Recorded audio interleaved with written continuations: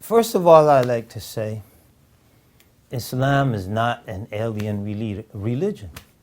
Take me to your leader. That's for the bloopers. One of the great things about Islam, and this is also one of the things I think that made it so easy for me to convert, is that there's so many similarities between Islam and Christianity. And personally, I was coming from a Christian background.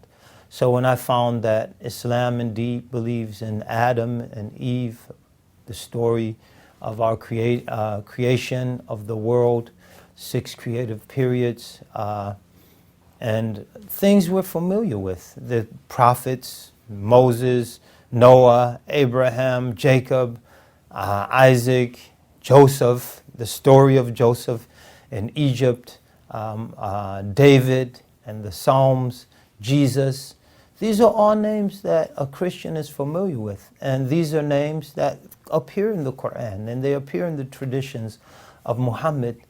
May the peace and blessings of Almighty God be upon him. The idea of the virgin birth, that Jesus was born from Mary without the intervention of a man, these are all familiar.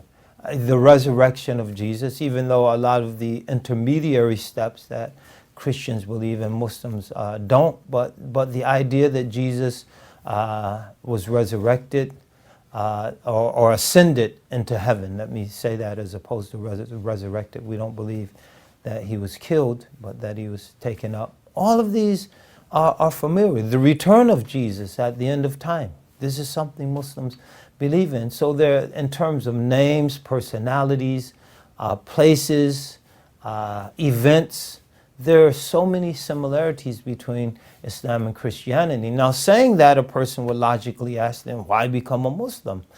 Why just stay where you're at? It's safer. The differences, though, are significant. The emphasis in Islam on the unity and oneness of God, that he is not, he's indivisible, he's not manifested in 3 parts or 3 manifestations, even if we uphold beneath that an essential unity, the clarity. La ilaha illallah, there is no God but Allah. La wahdahu la sharika lah. He's alone. He has no partners. So that's a major difference, and the rejection of the divinity of Jesus, that we believe, as we said, Jesus was special. He was born of a virgin birth.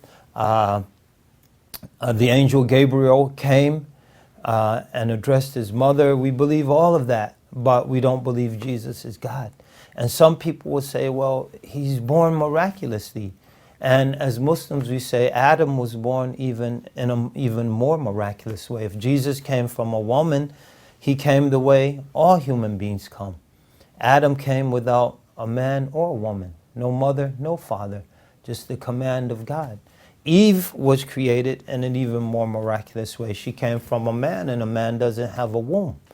So this illustrates the creative power of Almighty God. إِنَّمَا أَمْرُهُ إِذَا أَرَادَ شَيْئًا أَن يَقُولَ لَهُ كُن فَيَكُونُ. Whenever his command, when he desires something, is what say to it, be, and it is. So the full circle of creation is illustrated with the creation of Jesus. In that, Adam was created from neither a man or a woman. Eve was created from a man without the intermediaryship of a woman.